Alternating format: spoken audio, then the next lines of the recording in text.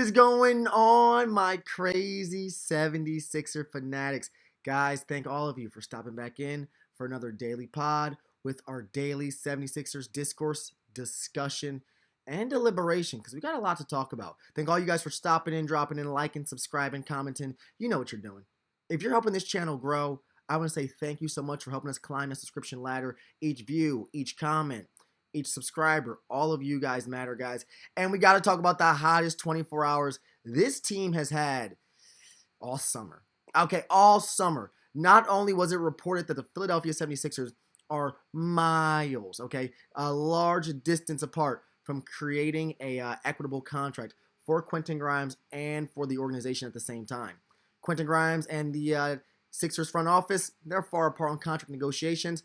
But if you would think they're going to get closer, I think now would be the time for Quentin Grimes to say he's got a little more leverage than he did before. Jared McCain, y'all, tore his UCL in his right thumb, in his shooting hand. Now, a UCL tear in the thumb, it could be minuscule, of a 3 to 6 week recovery.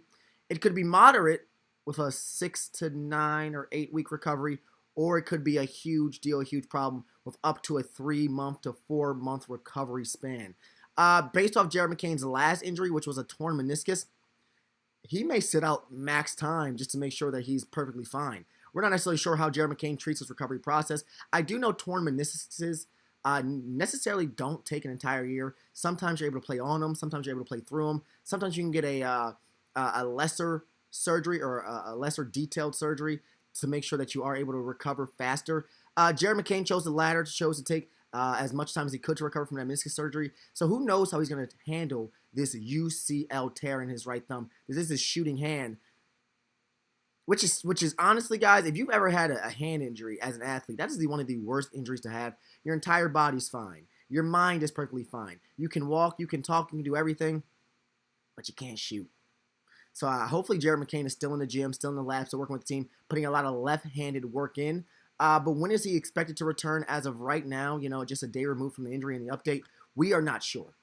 Just a day removed from the injury and the update, the report is that he's out indefinitely.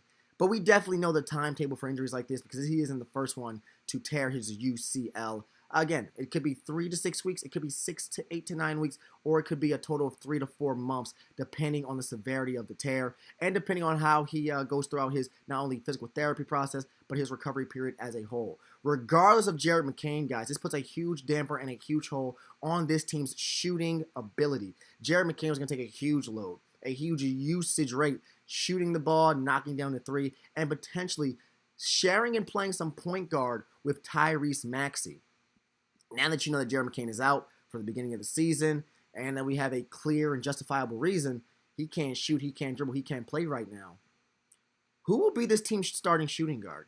Because if you look at the roster, the way it's currently constructed, you would have never thought this would have been a problem. You would have never thought this would have been a question. Not only did they draft a shooting guard with the 3rd overall pick in this year's draft, VJ Edgecombe, they had Jared McCain. They had the restricted free agent rights to Quentin Grimes, and with free agency wide open, you would think they would sign someone who could also be a pluggable and playable piece. I don't want to see Kyle Lowry out there. I don't want to see Eric Gordon out there. And just based off the way rookies provide and produce in a rookie season, I'm not comfortable throwing VJ Edgecombe out there at the start of the season. Guys, now a team that you thought was extremely deep, that had a lot of depth at that point guard position and at that shooting guard position, has a huge hole and a big role they're going to be needing to fill, not only in the starting lineup, but also in the bench unit. Because you got to look at for what this team has right now. Quentin Grimes refuses to sign, and he has no plans on being there for media day. He has no plans on being there for the start of training camp, and he's not going to make it to Abu Dhabi for those early preseason matchups. So Quentin Grimes does continue to refuse to sign. And this squad right here, the Tyrese Maxey-led Sixers, the Jared McCain-led Sixers, the Paul George not healthy squad. Who's really going to be this team's shooting guard? I think just based off of the roster they have right now, the best thing they can do, maybe the best thing they can do, because Paul George isn't going to be ready for the season anyway. You're going to have to throw Tyrese Maxey out there.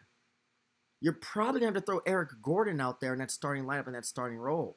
Eric Gordon, I think I put Eric Gordon over Kyle Lowry right now because he's a better shooter, better defender, longer wingspan, stronger in the post. Eric Gordon can guard more positions, probably like 2 through 4, in a way where Kyle Lowry's guarding 1 through 2. So you have Tyrese Maxey, you have Eric Gordon just to start the season. You have Kelly Oubre in your starting lineup just to start the season. You have Trenton Wofford in your starting lineup just to start the season. And Adem Bona? Does that lineup stink or what? No disrespect to those guys. Great players. Obviously, great Sixers. Love you guys for the team. But those are rotational pieces. I think I named 4 to 3 rotational pieces. Tyrese Maxey is in that starting lineup. He's still healthy right now. Hopefully he can stay healthy to start the season, because a blow to Tyrese Maxey would have this entire ship sinking. But at the start of the season, if Joel isn't ready, if Paul George isn't ready, if Jared McCain isn't ready, if Quentin Grimes refuses to sign, who the heck is into that starting lineup? And who the heck's going to be ready for this season? Again, Tyrese Maxey, Eric Gordon at your starting shooting guard, maybe Kyle Lowry or at your starting shooting guard. And then small forward, you got to put Kelly Oubre in there. He's the most experienced. He's the most trustworthy. Maybe you put Justin Edwards in there because he's young, he's sprung, he's ready to have fun, and you don't know what Justin Edwards can bring if you give him a huge role and a lot of usage. Maybe you throw Tyrese Maxey, Eric Gordon, Justin Edwards, Kelly Oubre, and then Adem Bona, Trenton Wofford coming off the bench. But who the heck is giving you that firepower off the bench? You need some points. You need some scores. You need some shooters coming off the bench. This is a huge, huge, huge problem. Not only for this team for right now, but maybe for the entire year. Because now you're realizing this team needs depth. Based off of the injury history this team has faced, guys, this team needs depth. The point guard position, the shooting guard position, the small forward position, and the center position all seems to be extremely weak if the stars and the starters can't get on their feet. Paul George, if he's not there, Joel Embiid, if he's not there, that front court is slacking. You need somebody who's offensively equipped and offensively capable of not only being a high usage player, but a consistent and highly efficient player. Justin Edwards, as young as he is and as inexperienced as he is, I'm not sure if you're really ready to count on him in these positions and in a high usage role. Guys, this team needs depth. That is probably the biggest need for this team. Because you look at squads like the Minnesota Timberwolves, Minnesota doesn't have the greatest point guard depth, but I think 1 through 15, all 15 players, could potentially play on that court. TSJ, they just signed Bones Highland and finished out the roster. Every player on that Minnesota roster, whether you think they're good, bad, or indifferent, they have the ability and the experience to play. I don't want to see Eric Gordon and Kyle Lowry on the court because this team needs speed and this team needs size, and those two guys lack the biggest necessity for the Sixers squad. Kelly Oubre, Justin Edwards, I wouldn't mind one of them starting, but to rely heavily on both of them for the start of the season and maybe a big portion or part of the season does not give me a lot of belief and a lot of hope that this team is going to be a top squad in the East. And then the center position. We knew going into this season, the center position and some of the power forward position, this team had a huge hole there. I don't think we did anything to shore it up or to fill it up. I was hoping this last roster spot that they were saving outside the one for Quentin Grimes, they would re-sign or sign a starting center potentially like a Thomas Bryant, like a Precious Achiuwa. But those guys have brand new homes and a brand new roles. Precious in Miami, Thomas Bryant's in Cleveland. And for some odd reason, this open roster spot is probably going to go to another guard. It's probably going to go to another guard. Right now, guys, what this team needs outside of depth is a clear vision, a direct line of sight to who they want to sign and how they're going to ensure the fans this team is going to be fine once the season starts.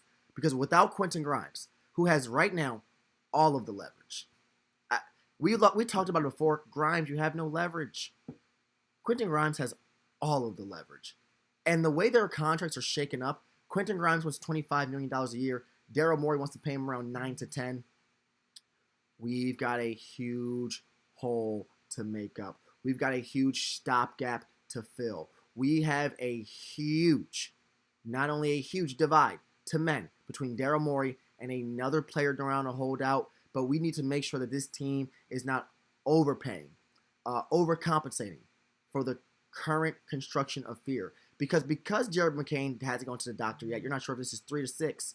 You're not sure if this is 6 to 8. You're not sure if this is 3 to 4. And you're not sure how Jared McCain will feel if he'll need more time to recover and for physical therapy. So injury history, guys, based off this team's injury history, you know this squad needs more depth. You need a position to be locked up and shored up, not only with contractually, but with the health of the players. So I'm so excited to see not only how this season's going to start for the squad, but once Media Day kicks off, what are they going to say? How are they going to reassure the fans that this squad's going to be okay? And speaking of what are they going to say, what did you say, guys? Like, comment, and subscribe, guys, because you leave a comment or two. We read more than a few. Shout out Jared McCain. Shout out Quentin Grimes. And shout out all the commenters down below. Because Robbie3296 says, bring home KJ Martin. And I have not heard a fan scream for KJ Martin since KJ Martin left. So that's a good deep cut right there. KJ Martin was a good power forward. He's only 6'6", guys. Truthfully, the size of KJ, he's really a shooting guard. Not even a small forward. He's really a shooting guard. Maybe a small forward. But he plays a small ball power forward because of his size, his athleticism, his force, and just who his father is. He is Kenyon Martin's son. So he's got that dog in him. And this team does need a dog. This team does need some size, does need some physicality, and does need a good, relentless finisher. One thing about KJ Martin that he could improve on would be his shooting, which is another hole that this team has, but a power forward who can fill the role, who is comfortable in it. KJ Martin has some of his best years, best performances in Philadelphia under a Nick Nurse system. Bringing him back wouldn't be the worst thing, but it may not be the best thing because we only have one roster spot open, guys. If we re-sign Quentin Grimes, one roster spot is open, and I just can't see it going to a guy you traded away because he wasn't good enough to stay. 1625G says Embiid needs to take a pay cut. One thing I won't do is talk about an MVP's money. You see how much money they're paying Kawhi? You see how much money they're paying a 45-year-old LeBron James? Do you see how much money they're paying Paul George? You could have put PG needs a pay cut. You put Embiid. I won't argue that. I won't argue against it or for it. I think let the man make as much money as he wants because when he was here on this team, not making max dollars, he was putting out maximum performances. He was the best player on the squad, and he still wasn't being paid as the highest valued player on the squad. He's just getting what he's due. He's getting what he's earned. And if Udonis Haslem can get 5 to 6 additional years of contractual pay without actually play, I'm going to give Embiid whatever he earned or deserved, guys. I'm going to give Embiid whatever he earned or deserved. Guys, like, comment, and subscribe, guys, because as this conversation keeps on growing, this channel will keep on growing. And I appreciate you guys helping the conversation continue to flow. Like, comment, and subscribe, guys. Help us climb that subscription ladder. Each one of you guys, I appreciate the help, the support. All of you guys matter. Thank you so much.